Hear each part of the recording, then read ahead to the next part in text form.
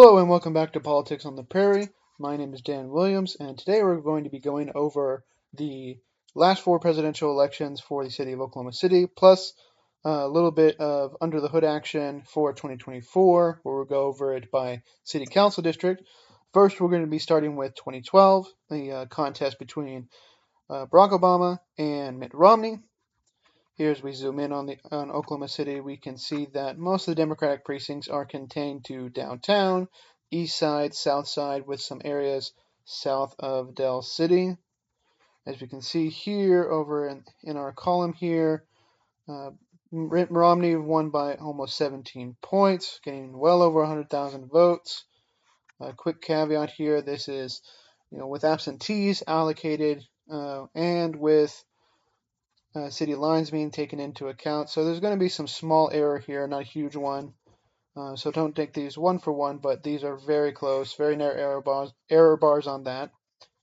We can see here very dark precincts in the east side, with Barack Obama getting 100% of the vote here and near 100% of the vote in a lot of these east side precincts, majority black areas of Oklahoma City.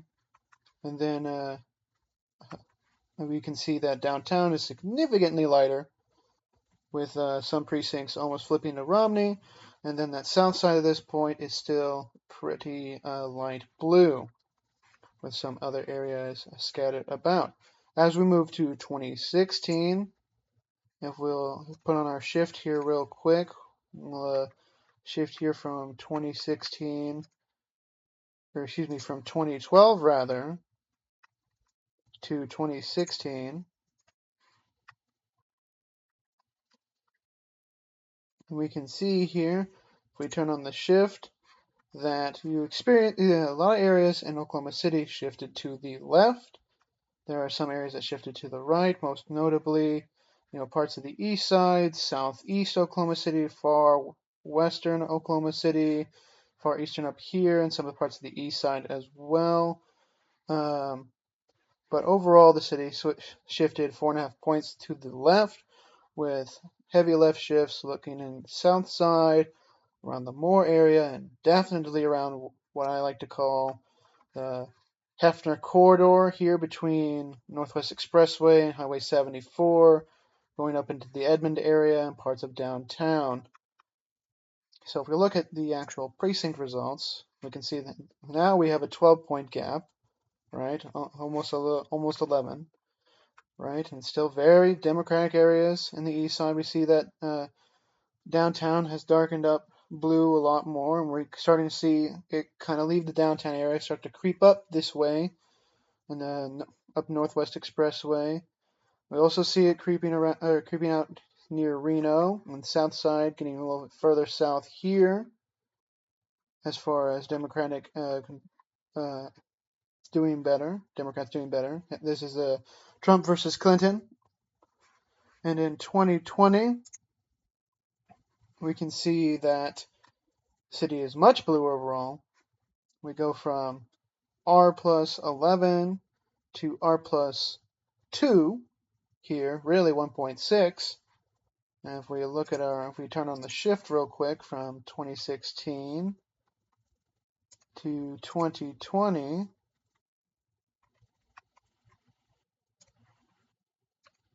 can see a shift of well over 10 points here. We see that almost all the city shifted to the left.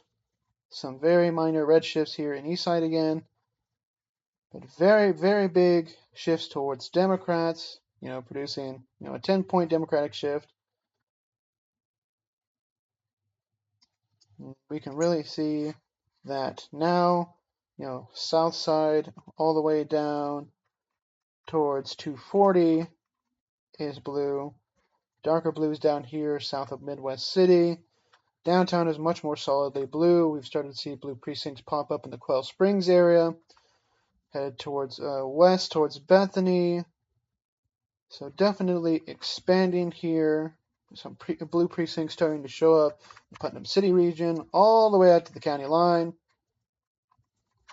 And then we move to 2024. So here's a bit of interesting. So Democrats actually do a bit worse. Now it's R+3, so Republicans about doubled their margin as far as percentage-wise. But what we see here is there are more blue precincts overall. But some of the blue precincts we had previous are a lot lighter blue. We see a lot lighter blue precincts in South Side, the far southern part of South Side. These East Side precincts are getting consistently less blue overall. But we're seeing more entrance into the Edmond area here, right? And starting to see we have the Lake precinct, which is now blue. Much of the precincts around the Hefner corridor are now turning blue. Even getting up out in here, with a lot of these super red precincts that we had in 2012 turning very pink. Again, if we look at our election shift, which put on 2020, go to 2024, see almost a 2-point shift towards Republicans. Turn on that shift real quick. You see we see a great mixture of shifts, a lot of red shift in the south side, more pronounced red shift here in the east side, especially towards some of the northern parts of the east side. But still some blue shifts around, down here near the Moore area, some here down in southeast, a lot around that Hefner corridor area, really just bolting to the left here, right? And, up here towards Edmond, too. Now, before we move to our district by district breakdown of the 2024 results rather, I wanted to highlight turnout shift. Now, if we put on, we have 2020 to 2024 here, turnout shift. Red means lower turnout and green means higher turnout. Overall, the city increased its turnout just marginally, about a percentage point. And a lot of that increase in turnout has to come from the western part of the city, over here in Canadian County. This area is growing in population, and Canadian County itself has added 25,000 residents since the 2020 census. As of the 2023 data, we don't have that broken down by city, but we can really see that this area is increasing its turnout. If we look over here, highlight some of these precincts, the right-hand column over here, turnout shift in some of these areas, 62%. And that's not just people registering to vote or something like that. It's people moving in that area, because this is based on possible 2020 voting age population, right? And north of Mustang, we see that as well. Plus 47, plus 50, plus 62%. And you also see some red shift in these areas and some blue shift in these areas, right? Big blue shift here in this precinct in far western Canadian County, or far western Oklahoma City. But you're still seeing big margins for Republicans. Whereas deep in the urban core here, we see a lot of these precincts in east side, which already had low turnout to begin with, drop and turn out even more. You look at all these precincts, and it's not necessarily that Republicans gained a lot of votes, right? We have 2020, it's 47 votes for Trump. In 2024, it's 58 votes, rather, for Trump. But you see a huge turnout drop here, 967 votes for Democrats to 678 votes. So that really adds up around this area here. You see the same shift here in South Side, though not as impactful, given that there were overall less votes cast here in 2020. But you see this turnout shift disproportionately affect Democrats across the inner parts of the metro, or Oklahoma City proper area, rather. So this is really the story. While overall city turnout held, we see here 115,000 votes for Democrats here, 115,000 votes for Democrats here from 2020 and 2024. Areas that are generally more Republican saw great increases in turnout. We have here in the northwest far reaches the northwest corridor up towards Edmond. While again, a lot of these areas are experiencing very big blue shifts. If you look at it, right, they're still netting votes for Republicans, because we haven't gotten ahead necessarily of the population curve. So Republicans ended up adding around 5,000 votes to their total, where Democrats added around 300, right? Now, a lot of this, a lot of people will try to attribute this shift towards how the campaigns acted, And while Harris and Trump both ran ads in the area, they certainly weren't, there weren't any campaign resources being spent here as far as on-the-ground operations, aside from what local Democrats were already doing, right? So this is more of a signal of how the city's internal population mechanics are changing, and you can ascribe some relative national feel here, right? I've noticed that in the last several presidential elections, really going back to 2004, the American populace seems to be in an anti-incumbent mood, and this is certainly true in this election. So Democrats were the incumbent party, and they definitely suffered a bit here in Oklahoma City. And then this is a look at relative turnout in 2024, as we can see here, west of the county line here in Canadian County, very high turnout relative to 2020, very low turnout here in south side, bit higher turnout in east side, right? But still pretty low here in the southeast of Bethany, but with higher turnout and these precincts going towards the Edmond area, right? So now what we're going to do is that we're going to look at the 2024 presidential election broken down by city council ward, because I believe that will give us a nice little bite-sized view of the city and explain some of the dynamics going on in the city council districts. So we're going to flip over here. And what we have here is we have Ward 1 located in western Oklahoma City. Some of this is located in Canadian County. Most of it is located in Canadian County, but we do have some areas here around Bethany that are located in Oklahoma County, right? We make sure all our metrics are turned correctly. Turnout shift, great. Okay, and then make sure the shift is calibrated. Okay, all these are calibrated correctly. So if you look at this, we see overall this ward's getting more Democratic, from Romney winning it by 35 points, right, to Trump winning it the last time go around by 15, definitely getting more Democratic. But certainly, you're really seeing blue precincts prop up around the Oklahoma County portion of this district, while the Canadian County remains very red. And of course, if we look at the turnout shift, you do see some decline in turnout in the Oklahoma County portions, but great big increases in the Canadian County portions. However, the district is slowly going towards becoming more Democratic, with it shifting about 3 points towards Democrats from 2020 to 24. Here we have District 2. Look at 2024 is very solidly blue district. And we can see here, Democrats winning almost every precinct. This was actually a Romney won district back in the day in 2012. So definitely very big change under the hood from those two elections. We actually see a turnout decrease. You see a lot of turnout drop-offs here, that downtown portion, east of Bethany, bit of the east side here, up towards the village and Nichols Hills. But certainly some areas that definitely increased their turnout, as we can see over here. But definitely a big change. Not so much in the shift. It shifted 2 points to the left. With, some of the areas that gained turnout shifting towards Democrats, which kind of helped them, shift a little bit to the left. If we look at Ward 3, we're back out into an area that is mostly Canadian County, right? This dividing line over here. You can see that this is still pretty solidly red district, R plus 31. It's gotten bluer overall from 2012, but definitely shifted to the right a bit. You see here that a lot of these precincts shifted to the right in the Oklahoma County portion. You have this big precinct here, which increased its turnout a lot and shifted very rightward, just here near the Mustang area, right?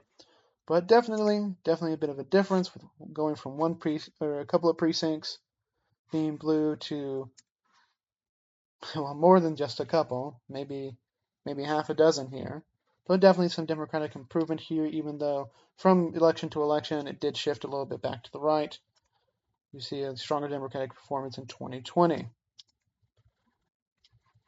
Now we move to Ward 4 here in, well, several places actually. This is the ward that is in the most counties.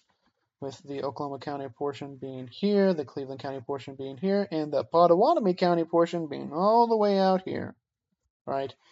So what we can see here is we have another Republican shifting district, shifting at almost 4 points to the right from 2020. However, looking at it in 2012, it stayed pretty stagnant from 2012, but definitely some coalition changing under the hood. We can see that, Valley Brook area is definitely a little darker, but if we go to 2024, this place lightens up, and there are more blue precincts coming out of the south side. Definitely the Air Force Base. But still some very deep red areas, very heavily populated deep red areas out here as you go towards Newalla, Nahara regions. Turnout dropped just a little bit, going down by 1%, but you see those areas increase. It's not in downtown. It's mostly focused down here, or up around in this area, over in the Hara region, or Newalla Hara region, south of Choctaw. So, then you look at the shift. Those shift marginally to the left, but not enough to overcome the turnout percentages, which heavily favor Republicans. So if we move to Ward 5 now, this is a kind of Diet Moore, if you will. District stayed pretty stagnant, only shifting 0.2% to the left, right? From 2020, pretty much identical there as far as precinct wins, but definitely 2012 being all red to being R plus 21 in 2024. Turnout went a little bit down. It went very far down here in northern parts of the district, with increases here in the far southern region. So definitely a district to kind of watch as it changes, slowly growing in population. Some interesting dynamics here is you get the kind of south side portion up here, and then you get the more, Canadian or Cleveland County portion down here, which actually does have a substantially large Asian population. We can see 7%, so it's about as Asian as it is black, but those populations certainly inhabit different areas of the precinct. So definitely some interesting things going under the hood there. 2024. Then we have District 6. This district encapsulates part of downtown and a good chunk of the south side. You can see that shifted to the right just a smidge here, 2 points from 2020, right? A lot of these precincts getting a lot brighter, or a lot less blue. The turnout dropped pretty heavily in this area, with most precincts losing a lot of turnout here. Overall, this area has the lowest turnout of any council ward at 26%. But we can still see here it's a very solidly blue district. But you can see in the overall the vote totals, the reason for the shift is that Democrats lost nearly 2,000 votes, while Reps only lost 500. So certainly that'll cause a bit of a shift. Now we move to the most Democratic ward and the largest ward area-wise, Ward 7, historically black ward.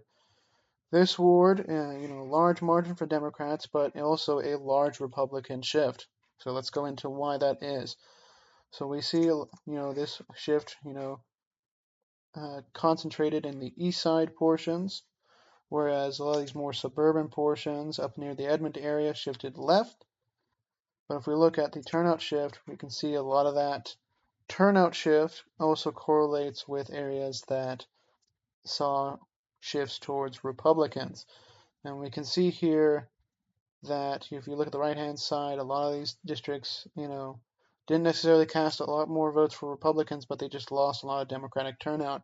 Now, that could be for two reasons.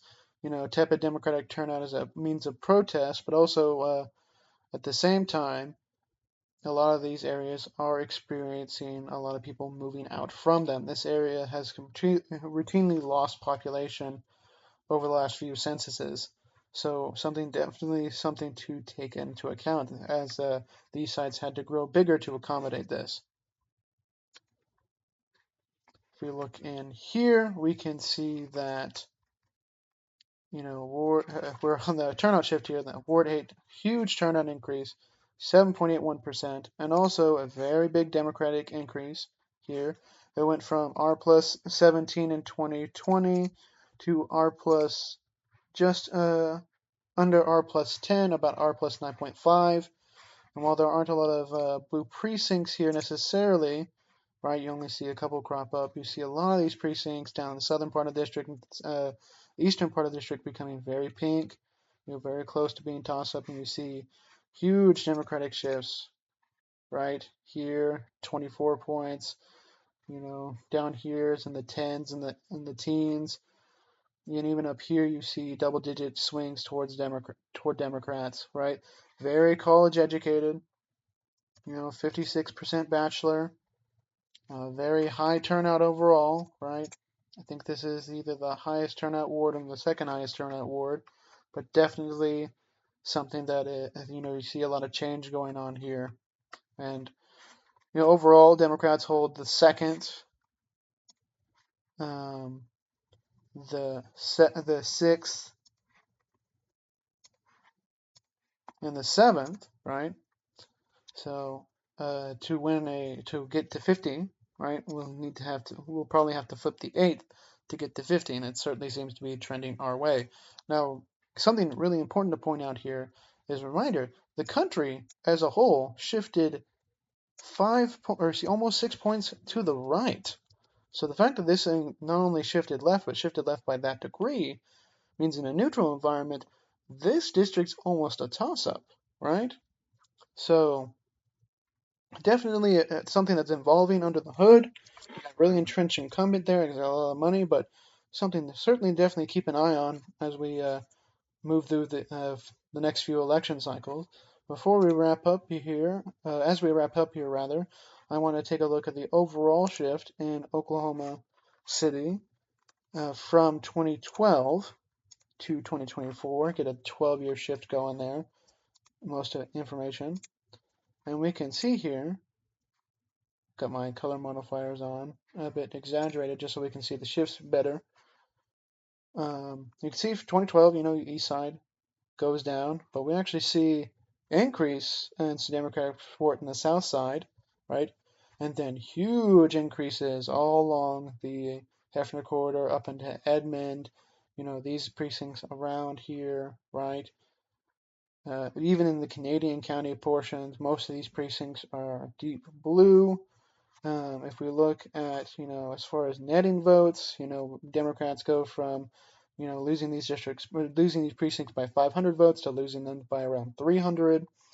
And those changes in those precincts and precincts in the Hefner corridor, where Dems go from losing it by several hundred votes to, winning it by several hundred, is really what has spurred a lot of the changes here insofar as, the city going from R plus 17 to only R plus 3, right? Still a Republican won city, but I do think there's a lot of good movement on the ground. There's some shoring up on the edges that Democrats need to do in order to win the city in future elections. I look forward to the next time we tune in here. We'll be going over the city of Tulsa, which I spent a lot of time in working for Monroe Nichols, and we'll be going over the 2024 election, and like we did here with Oklahoma City, and figuring out what went on over there. So thank you very much for watching today. I've been your host, Dan Williams, and we'll see you next time. Goodbye.